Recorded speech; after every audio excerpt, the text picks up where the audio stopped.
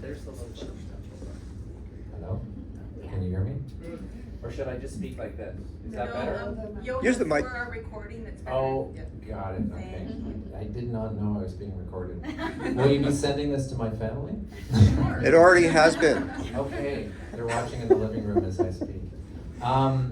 Good evening, everyone. My name is Johan Stroman, and to my right we have... Hi, my name is Simon. My name is Peter. I'm Cassandra.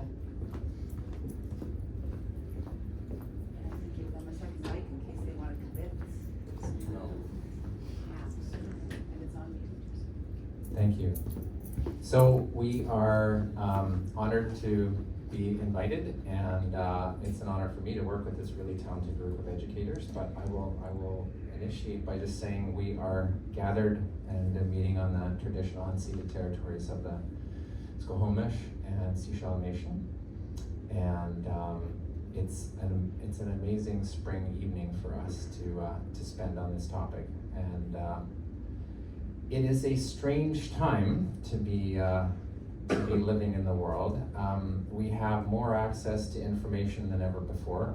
I just thought I'd look up a few stats in the last couple of days. I got to thinking about a few things, and one of them being, I don't know how old you perceive me to be, but in a month's time, my daughter graduates her grade 7 class, and it will be 40 years since I graduated high school, which is hard to believe. But in that time, we've gone from a space where we had access to about 40 newspaper pages of information in a day. And in today's world, the kids that are graduating high school are faced with about 5 times that volume of information, but it's coming to them sliced up into little bits and through all various channels and tied together with advertising and links and who knows what it all is, right? The average person at that time would have finished high school having read 10 to 15 books for entertainment or for enjoyment in a given year. The stats now say 3 to 5. And increasingly, students are spending less and less time in outdoor natural spaces, and increasingly we're seeing a rise in all sorts of mental health conditions for young people, including ADHD and in some cases severe anxiety, and for good reason when you look out at what's happening in the world, certainly if you're proceeding tied closely to traditional media. So you're thinking at this point, damn, I thought this was teaching with hope. Not a great start. Well, we had to start with that, but I did say, I should say that the heart of the issue here, climate change, is not climate change per se, but the fact that climate change is a symptom of lifestyles that are profoundly disconnected from the natural world that supports us being here in this room. The food that we ate today, the air we're breathing, the furniture we're sitting on, we could go on at length. And we're fundamentally out of sync, so I'm just gonna see where everyone's at this moment. Can anyone tell me what the phase of the moon is in currently? Anyone? Just past the Bingo. Now, all the people who aren't here tonight probably have no idea. What's the moon? What are you talking about? Someone moving? Which way? Point to the direction the sun rises. All right, pretty good. I would have said that way. So yes, very good. When's the last time you laid down and looked up at the starry skies? Is a hot tub count? Last night? All right, Cassandra's locked in. Can anyone else say last From a night? hot tub? That counts. Okay. That counts. Yeah, in a hot tub, on the grass, in a tree. I have to confess, it would have been last spring when I was doing bat counts with my daughter. So we saw a lot of stars and bats. So I think there is hope, and hope starts in the schools. They are our last shared space in communities where everyone, regardless of background, comes together. And I taught for a dozen years in the late 90s, early 2000s. And over the past 2.5 decades, things have changed profoundly in terms of the challenges for educators and for students. But in that time, I've had an opportunity to work with a variety of educators, teachers in schools on environmental and climate learning. And what is exciting and gives hope that wasn't available at the time when I finished my classroom teaching career 2 decades ago was that we now have a curricular system that's set up to give teachers who are motivated the freedom and the room to really do their work in that they can be diverse, adaptive to the students in their room, and really root the education in their local setting, which is amazing because that was not available before. And that way students can develop both their core skills, so foundational skills that go across all areas, how they think and look at the world and communicate things and gather a sense of responsibility for themselves and others in the natural world, but also all the specific skills to a particular topic area. So that's really foundational. So how did we end up with this program? Well, there is a person in the school district, Rob Collison, the facilities manager for the school district, who had the brainchild that he wanted to see an energy conservation program with links to climate change brought into the school district. So he approached me to help develop this work, and over time, I started running into some of these characters over here and others in the school district who were really motivated to do the work, and that's where the magic happens. So my work has largely been curating resources, bringing teachers together and helping coordinate things, but they bring the magic and the skills that that magic is based on. Last year, I guess a year and a half ago, they applied for a BC Teacher Federation grant, and that grant enabled them to work closely with a couple of mentors from the BC Teachers Federation on thinking through and developing their own units, and that's what you're going to hear about tonight from them. And that now really has come to resonate with the resource, and perhaps we need to reinvent the name, because it's not just about energy, it's we matter, the world matters, the climate matters. So it's a real privilege to work with this group, and I'll just back up here a slide to just indicate that the support team is wide. So I run a consultant company part-time, which is called Heartwood Solutions, and the foundation of the work really comes from Rob, and of course the support of the BCTF and all these talented teachers who do the work. But as you'll also hear, it really connects to community organizations and specialists in the community that are working on the solution side, because that's really where the juice of the hope comes from. So this has been started 2017, and there you see the group of 5 teachers who are involved, including these 3, and oh my goodness. Thank you, there you go. Dave, and Carly, thank you. Kari. See, and I knew them, my age, right? They left for a year. They left for a year, I haven't seen them, I've got all sorts of excuses. Sometimes I do mix my kids' names up, so it's not just them. Just a quick note and nod to the teachers in the room. Can anyone here who's teaching or working in the school system put up a hand just to see if you're gonna show some? Okay, awesome. So there are many links, and we have much more detailed maps in this, but climate shows up across multiple terms in the new curriculum. So there are many ways that you can rationalize the engagement. So let's look a little bit at where the hope lies, and then we'll turn it over to Peter and Simon and Cassandra. So this comes from our good friend Katherine Hayhoe, who many of you probably know. And if you've forgotten this slide, I love it because it speaks to people's perception. Most people feel that they and their sort of immediate cadre, like the people in this room, they're worried about and thinking about this. But the vast majority, the people who didn't fill the room tonight and aren't watching online, they're not worried about it. And what the research actually shows is something quite different, that there is a vast majority in the middle who are very worried, and Peter will tell us more about some of these stats later. But there's actually a very small group that are activated, and another small group over there that are not worried. And so the misperception is that most people aren't thinking or worried about it the way I am, and all the stats in North America show quite the opposite. So Catherine Hayhoe speaks to the idea that we need to talk about climate change. And I don't know about any of you, but when I get to talking about the topic even kind of cursorily with people professionally or otherwise, it's hard not to wind up in a dark place because we're being, again, back to all that information coming at us, we're hearing lots of negative news. So I just wanted to share a method that comes from a healthcare professional in the community who works with mindfulness, and it's a good one to remind ourselves if we're feeling stressed, is to just stop. And it stands for the acronym STOP, and the S is for stop. Just stop yourself and go, okay, I can feel I'm getting anxious, I'm getting worked up here. Whew, okay, take a few breaths. Just take a few breaths. You're still here.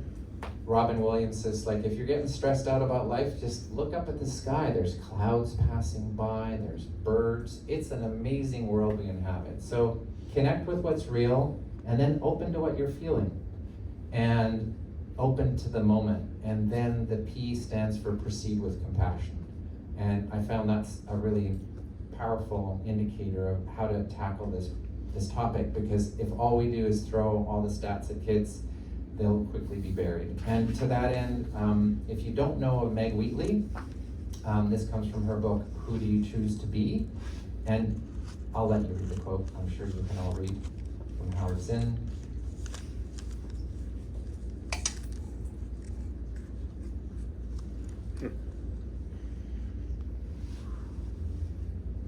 So what is this program all about? The quick summary is in the top left corner, and it actually comes from a Canadian climatologist. I've forgotten his name, but really the synthesis is those 5 points. Scientists agree, climate change is a thing. It is real, and it is caused by human activity at this point in human history. There's no question about it. And it's serious. Some people call it bad, but let's just call it something that we definitely need to deal with.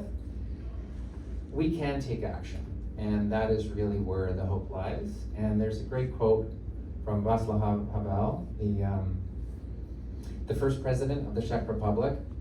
And again, I'll let you read it, but it certainly comes to mind that it's something reflected in Mahatma Gandhi's quotes as well, that it's not a matter of whether you want to or it's going to be successful. There simply are things that need to be done. And there's a picture there. Anyone know who those kids are?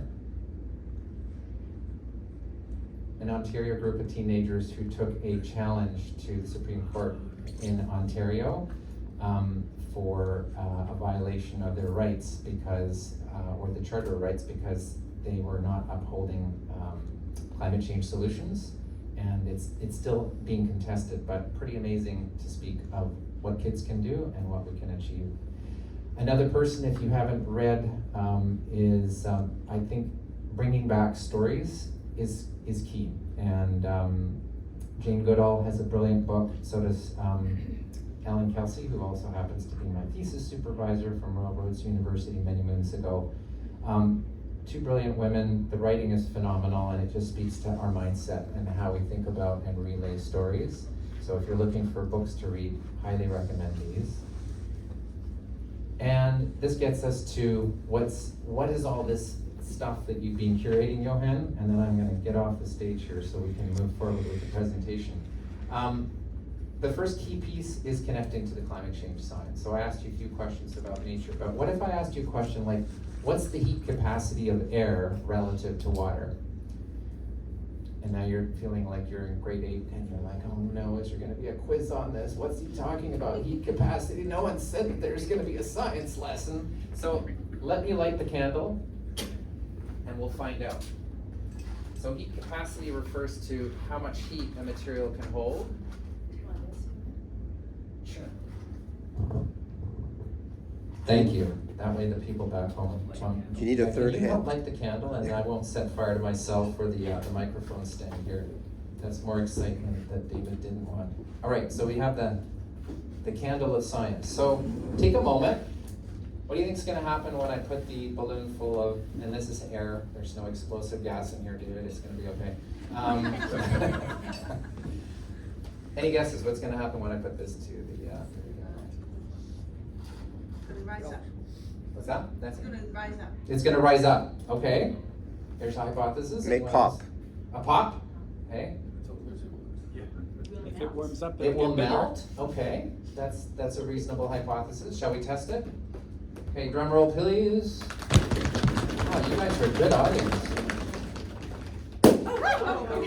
So, okay. Unpredicted. Oh, thank you. There. These guys are so responsive, I tell you. Okay, same, different color, but balloon from the same bag manufacturer, so there's no special qualities to this balloon. It's just a regular balloon, but this time filled with water. So, any guesses? What's gonna happen when I put this? Is it gonna pop? Not gonna pop. Is it gonna take just a while to pop? What do you Gradually heat. think? Gradually heat. It'll put out the flame. It'll put out the flame because it'll pop. Let's find out.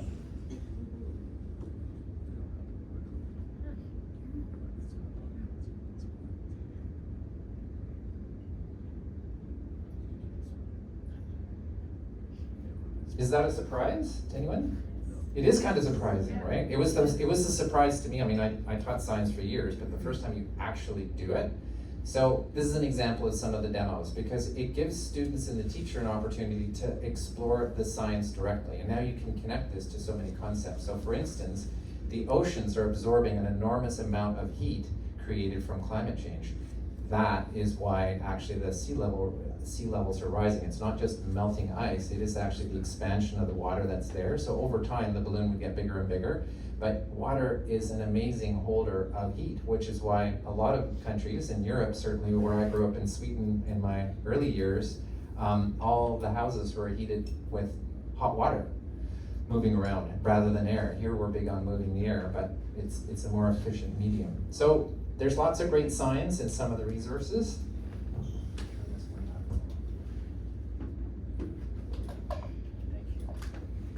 So, Are we back? Yes. So the Perimeter Institute has a number of these demos, and it's great for teachers to be able to pull them out and lesson plans that go with them. There are plotting, you can see some diagrams. There's plotting opportunities for students to look at data. There's a really funny app. Peter can probably reference this one a little bit more, Cranky Uncle, and the kids play a game. He asks questions and they have to figure out what the right answer is, and if you answer them correctly, he gets crankier and crankier because he's a climate change denier. But it's fun for the kids to test their knowledge. The En-ROADS plotting tool down there is also an amazing resource that's being used across communities around the world to talk about climate change solutions and specifically what solutions have the biggest impact. And again, these are linked resources in the bundle that we put together.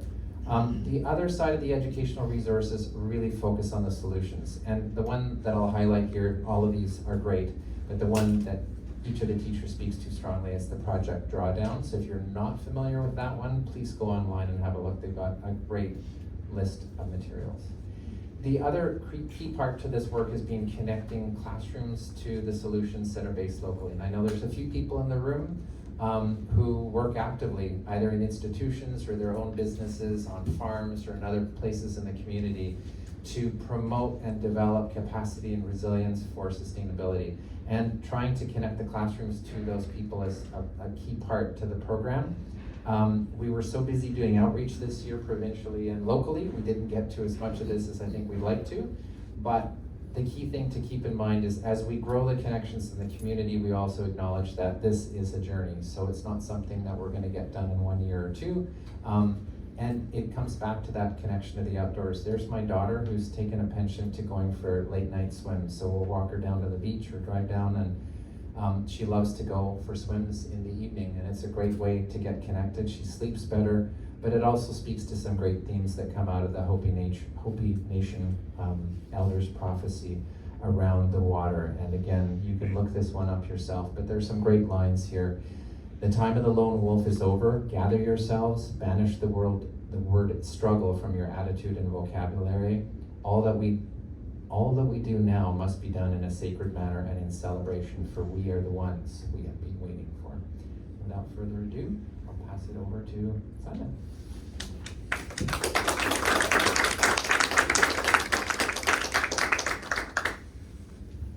Thanks, Johan.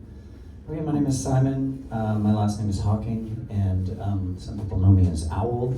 I've been an outdoor educator for a long time and teaching in a program called NEST for about 10 years. Maybe not quite, something like that. I teach grades 6, 7 at Davis Bay Elementary in a program called the NEST program. And it's an outdoor program that was invented about 10, 12 years ago. And it's a kindergarten to grade 7 program up at Davis Bay. And I think the route for kids in learning climate facts and caring about it is just spending time outside, being outside immersively as much as possible. And kids, used to do that quite a bit more than they do. So having programs in schools where that's happening is hopeful. And there are more and more of those on the Sunshine Coast every day, which is wonderful. More outdoor programming officially, and more teachers that are getting more comfortable getting their kids out into wild spaces. And we're extremely lucky to have so many of these wild spaces here on the coast. So yeah, here's a couple pictures of my class. In the winter we have fires, and all year round we walk on logs out by the sea. And so starting this inquiry project, figuring out how to teach climate and looking for data along the way, I started with this common educational tool called a Know, Wonder, Learn chart, which as a teacher you can do before you start something. I tweaked it a little bit to know, want to know, and feel. So I wanted to know what they knew or thought they knew about the climate, what they wanted to know, and how they felt about climate change. And so here are some initial results on the left. Words about how they felt. I did a little word cloud, which means that the more common the word, the bigger it is. So some pretty extreme feelings that were important to acknowledge with the students, let them know that they had these feelings in common, and that lots of people around the world feel this way. A lot of anger and sadness.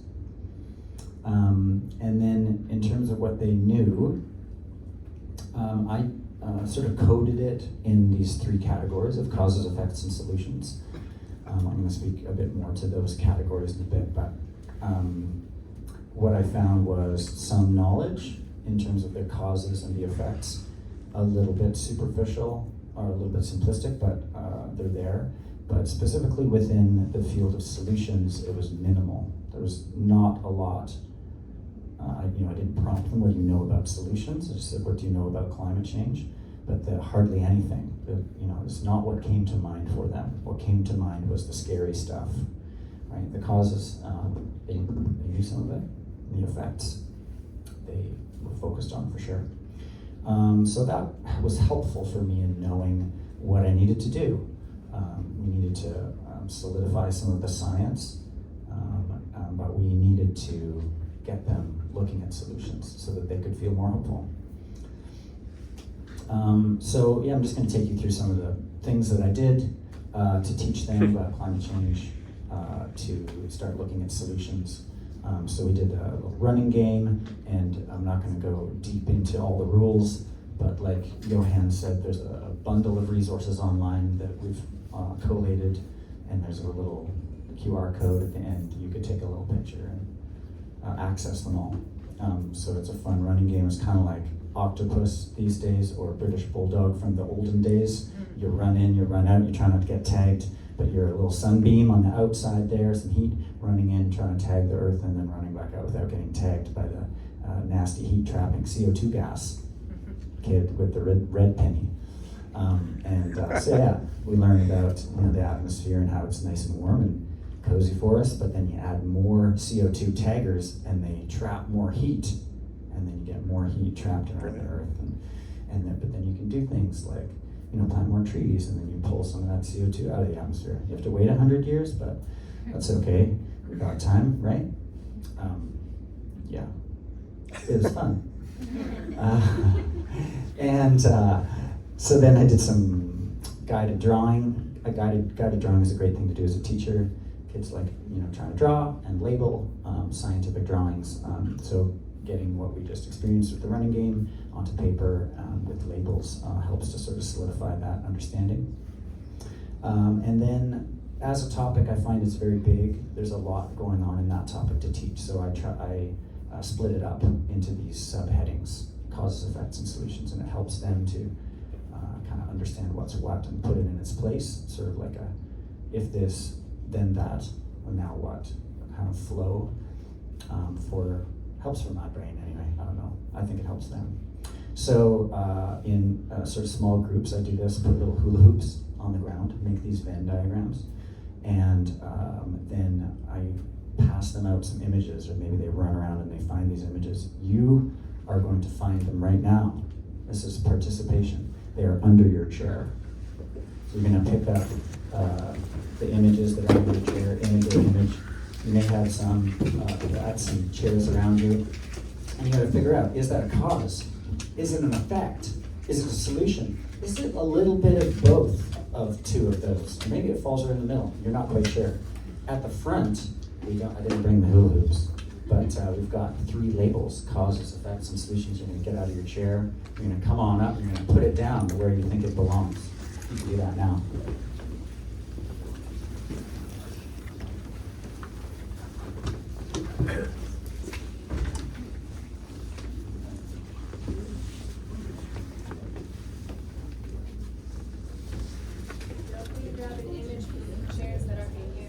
Yeah. I think it's both causes and solutions, so we just put it Yeah, well, if it's all causes, effects, and solutions that go right in the middle, if you think it's in the middle of 2, kind of put it in the middle of both, in between 1 and 2 of them. Ah, there you go. That's how it then works.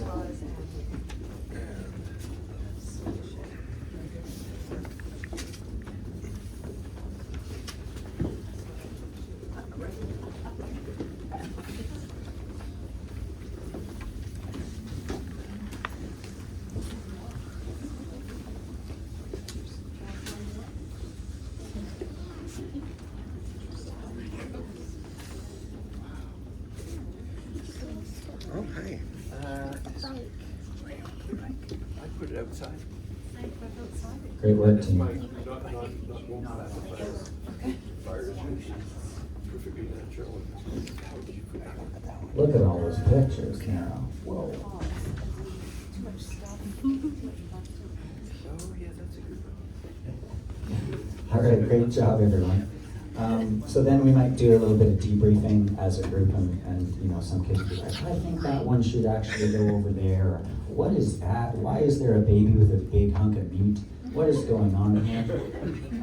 And so, yeah, good debriefing, and good for them to do that sorting. Sorting is one of those activities that teachers, oh yeah, that works well for kids. Sort this, kids. Later, maybe a week later or a couple days later, I would then take all these and hand them out, and we'd just make big lists. So it's sort of like, you know, we did it once, you gotta do it again. You gotta, what are these ideas? Let's make a big list of all the causes. What is this picture? All the effects and all the solutions. We moved into climate justice. At the time that I did this little unit, we were working on the big question, who runs the world? And so we were looking at power and who holds, you know, climate power. Where is the justice? We looked at carbon footprints around the world, and we looked at emissions over time using these maps. So that was quite interesting for them to think about responsibility, who holds responsibility in terms of making this problem better.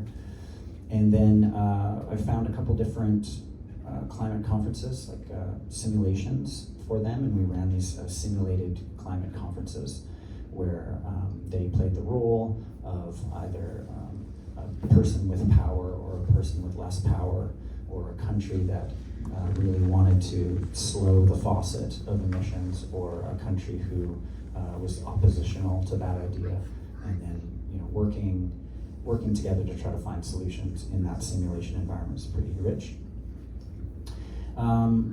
Try to engage my students in climate solutions experientially. So on Earth Day, we do little walks down at the beach. That's Davis Bay Beach down there. Little solar car kits that Johan provided us with. You know, experimenting with solar, seeing the power of the sun that turns wheels is pretty magical. And then wind kits as well. Planting trees nature-based solutions and food waste challenges when we go on camping trips are great experiential ways for them to experience, learn about, understand, feel like there are ways that they know that they can create better practices. And then this is an art project I did where students chose either a cause or an effect or a solution. And they went through this whole sort of prototyping and feedback work on creating a piece of art. And so they got to choose any kind of art that they wanted to create, a painting, music, sculpture, cartoon, anything, and they linked their topic and their piece of, or their art mode, and they worked to create something. And so the painting on the right is a piece of student work, and the song over here is what I showed them. As a teacher, you've always got to like have something to inspire them. You kind of do the work so that they see that the work can be done. And so I took a song by the Traveling Wilburys. And if you know the Traveling Wilburys, nice work. It's called Congratulations. And I used the book Drawdown, which lists refrigeration as one of an important solution, which is not something that people usually think about. But because of CFCs, when old fridge with CFCs dies and it's just left to rot in the landfill, those CFCs are released, and those are powerful heat trapping gas. And here in Canada we have laws about putting CFCs in fridges, but around the world they don't. And so, getting those laws and that technology around the world is a potent climate solution nobody really knows about. So I'm going to sing you a song.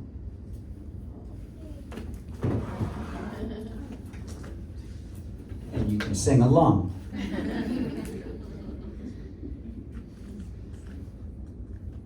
Just gotta find my pick. I lost my pick. I'm gonna use this piece of paper. It's a good trick.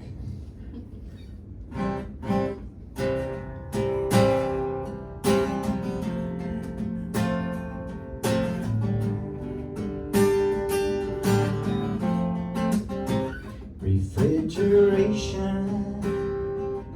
We think that it's cool, refrigeration, 'cause cold stuff rules. Refrigeration, our food doesn't rot. Refrigeration, eat it when we want. But the CFCs, they're a massive trap. It's a messed up and stressed out and flipped out map. The best thing to do now to chill out the weather, strong rules to make and take apart our fridges better. Erwin, refrigeration. We think that it's cool. Refrigeration, 'cause cold stuff rules. 'Cause cold stuff rules. Refrigeration, our food doesn't rot. Refrigeration, eat it when we want. All right, round of applause.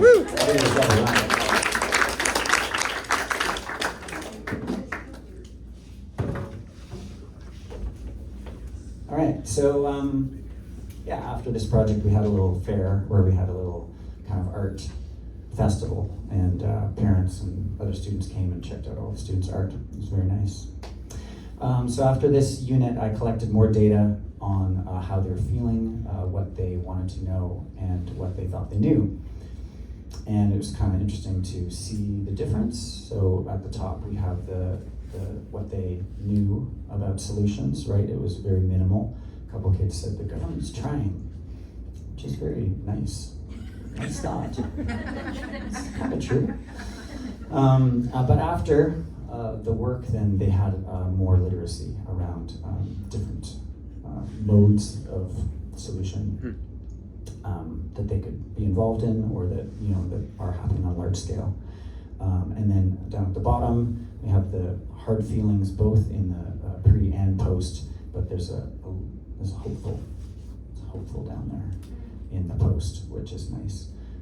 Still hard feelings, which is very realistic. It's good to know how students are feeling, especially that kid that said humans are evil. That's there. I think, yeah, that's my work.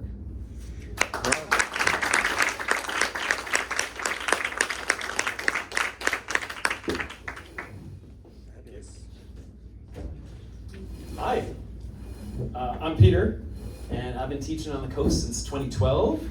And for your entertainment and benefit, I have hidden 3 things under your chairs. So I've hidden 1, a carbon atom somewhere under your chair. 2, there's a piece of paper so you can see something called the SASE survey. And also, you're gonna get to go around and you've got a die. And so the idea is, if you're over on this side, you're gonna come over to like one of these pieces of paper. If you're over on this side, you're gonna come on over to these pieces of paper, and it's a game. So the idea is, you take your little carbon atom on a tour, on a vacation. You're gonna start in the soil, maybe if you're starting in soil, you're gonna roll that die. And you're gonna see where you end up. Because if you roll a 5, you get to stay in the soil. Yay. If you roll a 2, you get to go into a plant and you're used in photosynthesis. And you get to go find where the plant is and go there. And on that piece of paper under your chair, I see many of you have pens. If you want to, you can record all the fancy places you've been visiting. If not, don't worry about it. There's no quiz at the end other than the quiz. So, get what you want under the chair. Go get started. You got 1.5 minutes. And there's pencils up front.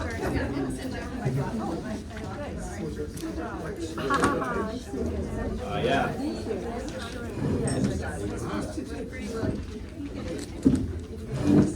Pencil, pencil? Oh, I see. Yeah. Yeah. Get to work. Well, I think if we go to one of these things, we'll be fine. They're nice. Aren't they? I'm not sure where the carbon is. We're all carbon atoms. Well, there's a few back there. Or if you want, if you're aggressive, just start pushing.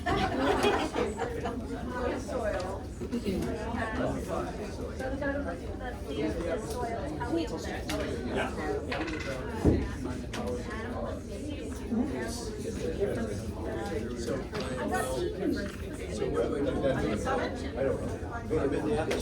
Oh. Oh my God, that's true. Okay, yeah, we're gonna have to clarify it. Soil's over there. Here we got soil. You can write with a tree.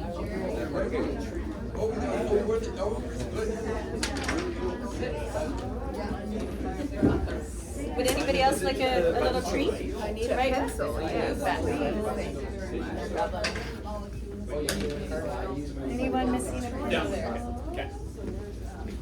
Okay, you got 20 seconds, people. We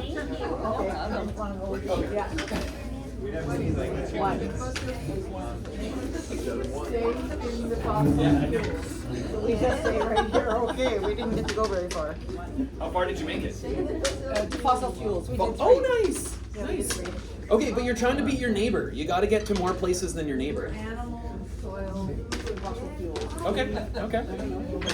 But it says Are you stuck there? Oh, it just like it ends. stay in fossil fuels. Well, you can keep rolling. Oh, I All right. There's a small chance you could get a 5 or a 6. Oh, I got Well, that. well, then, yeah. What's my pick? Atmosphere.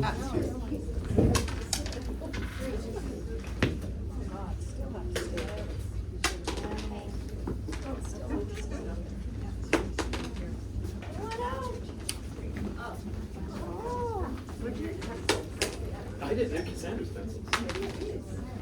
I got those and like I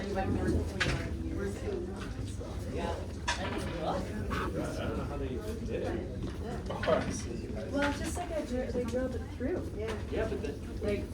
They drilled through such a small drill. Like, yeah, because they're still like totally intact, eh? Yeah. And then you just sharpen them. Or maybe they grew them. Yeah. Look at it. Yeah. The carbon stay in the soil. Oh, yeah. That's a good point. You can get them as, What's that? can you? Yeah, at Eco Frico, they sell them in pencil crayons, big, they're really cool.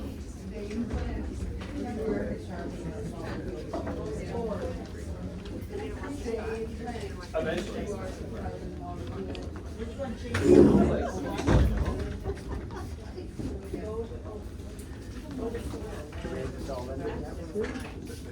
I guess maybe, yeah. Okay, you can start winding back to your seat. Okay. Hopefully you beat your neighbor. Yeah, I will take the dice. Miss Rempel will kill me.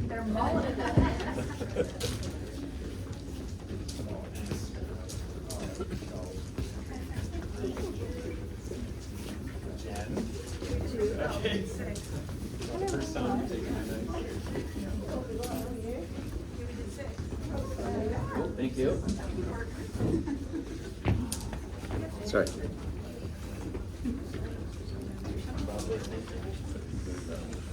Wow.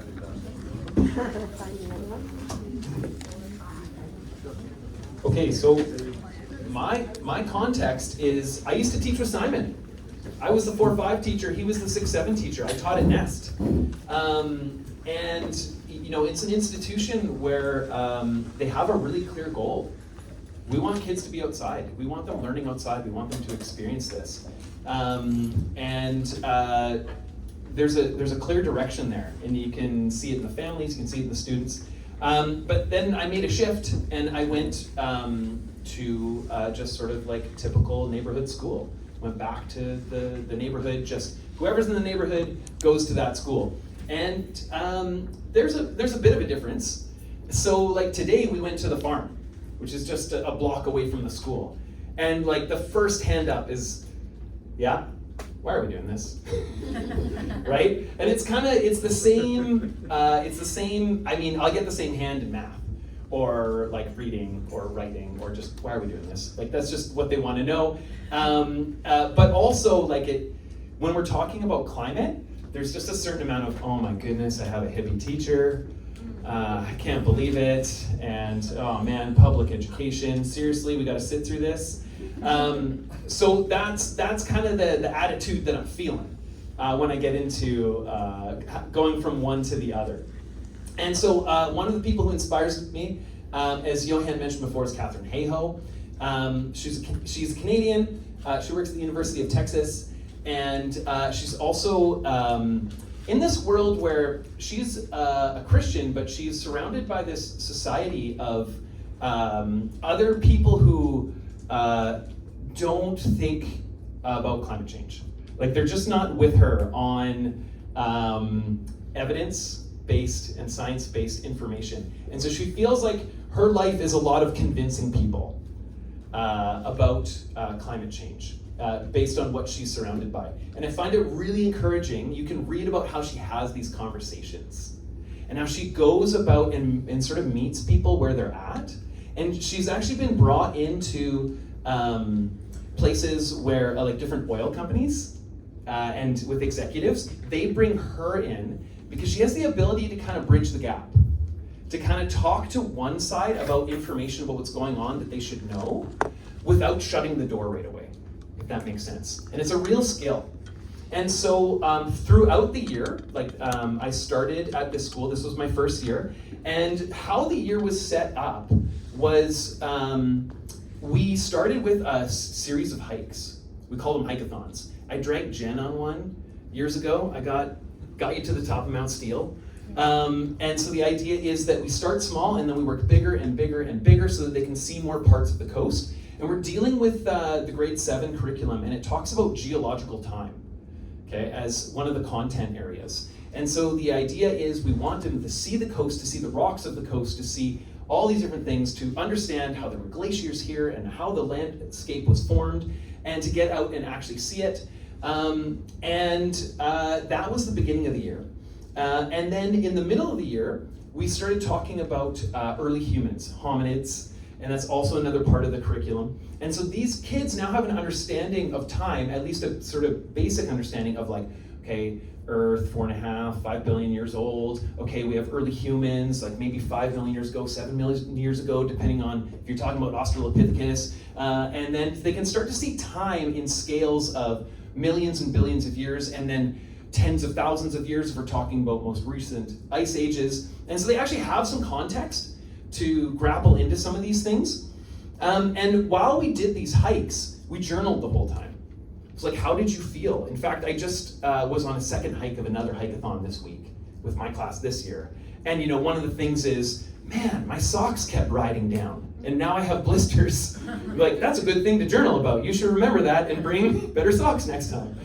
So those kind of like truths that you can only learn by doing kind of pop up. And if you can write them down for yourself, you can remember. And so some of these things that came up in journaling were pretty awesome. They got comfortable with it as the year went on. And then as it went on, we also did a like chemical changes unit.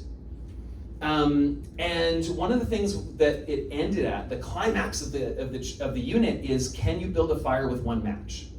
You'd be like, wait, chemical change. But the idea is you're going from carbon in the form of cellulose in the wood, and you're putting it through a chemical change, and one of the things that comes out of it is carbon dioxide. And so talking about how this greenhouse gas is formed through combustion really helped them in the next phase. So now it took the whole year to get to the climate unit, because they had to know about geological time. They had to know about time in millions of years. They had to know about chemical changes. They had to have these kind of like basic blocks to get through. And they also had to have some compassion for each other. Like, so doing these really difficult hikes helps them build compassion. The kids at the front who just want to motor the rabbits, they got to chill out. Because we're a group of sometimes 60 people, and not everybody's a rabbit. So you need to be patient and wait. And the kids who are coming, right, need to also be kind of patient in a way that, like, yeah, this is what we're doing, and the rabbits are waiting, so have some compassion for them when they want to like get going again.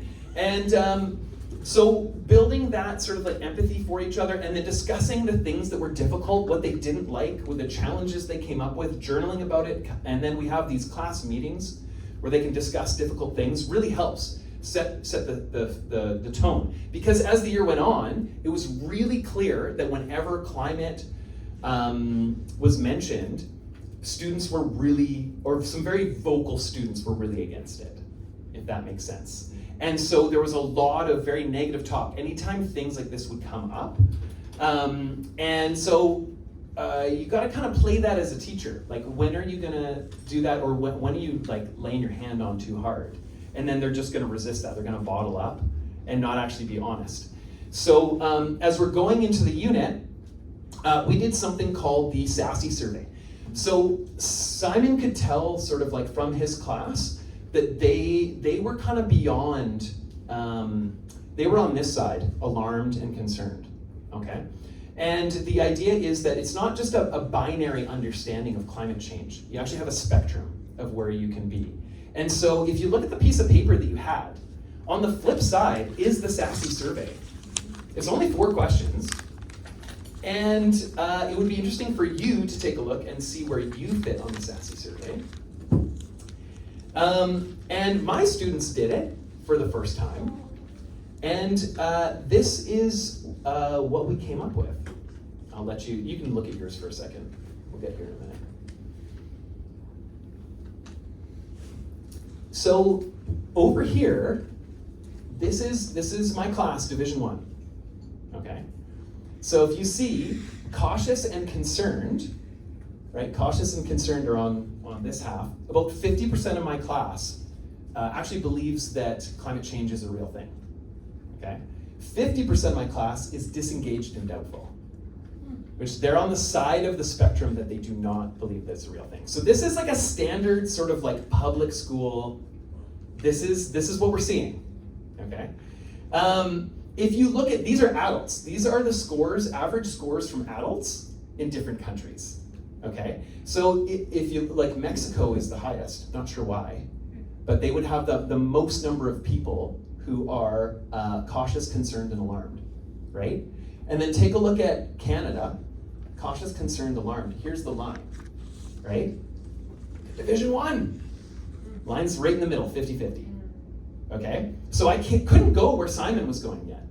They are not at all concerned about, okay, how can we solve this? Well, it's not a real thing, so why are we trying to solve it? So we actually had to do what Johan told us not to do, which is like look at some like numbers and figures. Sorry, Johan. Okay. Yeah. And so they're also journaling about it. So I get to sort of see what they're thinking. So is climate change real?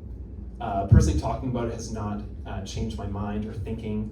I'm feeling still doubtful, but I did find out the temperature is rising a lot faster than it used to be. They didn't get this right. I didn't really pay attention to any of this stuff. I knew it was happening. I just don't take action on it. So this is like general. This is just like a snippet from their like journals as we're going through this unit. And so then we actually started on a bunch of these assignments that Johan gave us.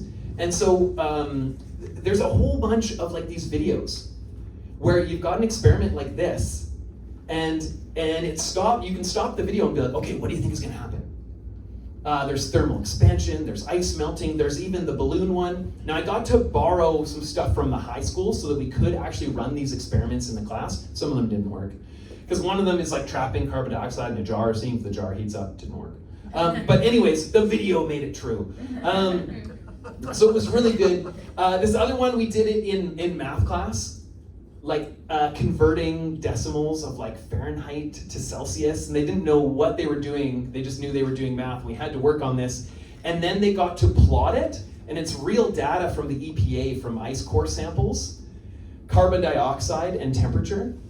And then when they put these two graphs together, they realized, oh, hey, every time the carbon dioxide concentration goes up, the temperature goes up over the past 5 million years. Crazy. Interesting. And now they have an understanding of that volume of time. And they kind of think about what's going on at this time and the changes on the planet. So then this like carbon cycle game is the one you just did. Only as a class, we did it in the forest. We were just in a room, but like a different tree had that taped to it, and they were all sorts of running around. And I'm sure there's different adaptations you could do. So then after we did some of these experiments, games, we then redid the survey. What do you guys think now? Right? There is a slight change. Okay, so between the gray and the yellow, cautious, disengaged, we've moved from 50% and we're pushing towards almost 60% are thinking climate change is possibly a real thing. Okay, progress. So we kept pushing. And we pushed with graphs, which you always do. I learned about something called a slow reveal graph. So the idea is you can start with, imagine all you could see is just the line. And you're like, okay, what's that about, kids? Well, it's a blue line. It goes up and down. And then they might add in, let's say, the x-axis and go, okay, 5 million years ago, what could the graph be? And they're like, oh, maybe the human population, hominids, I don't know, because we were just talking about it. That must be the answer, right? And then it slowly reveals more and more of the graph until they're just so close to getting it. And then they're like, oh, I get it. It's temperature change over time. Okay, we've done this before. And they're like, okay, down here it comes down to, okay, 8 degrees or negative 8 degrees can go up to positive 2. Okay, interesting. And then we did another slow reveal graph of all of this data collated from different studies that shows over the past 150 years. And then we look at, oh my goodness, like the biggest changes here were like 4, 5, 6 degrees over millions of years. But now we're seeing 1.5 degrees change over 150 years. And then it kind of like sinks in. And they're like, oh. And then we do another slow reveal graph of like, okay, here's the projected temperatures 100 years from now, right? Is it going to be 4.5 degrees, 4 degrees, 2.5? Okay. Oh, okay. So then this is where we dipped into the darkness, right? But these guys needed to see it. They were already there. These guys needed to see it a bit, okay? And then we took a look at some of the effects, like locally. So there's also on En-ROADS, which you mentioned, there's a tool where you can look at sea level rising over a projected amount of time. So we took a look at that and saw, because we're in Seasheld, and saw how much of Seasheld would be covered in ocean in 125 years. Pretty wild. Our current like water issues, snowmelt, things like that. And the kids can kind of see it. Okay, so there's the projected temperature change, there's things that are happening all around me. What do we do now? And so this is the beauty part, there is hope. And so Project Drawdown is this beautiful resource. It's both a website and it's a book, which is really nice because we don't always want kids to have computers, but to actually like open a page and there's information, it's pretty wild. And these are the most impactful solutions, right, from Project Drawdown. And so they've run the numbers, and these will reduce carbon emissions the most, right? So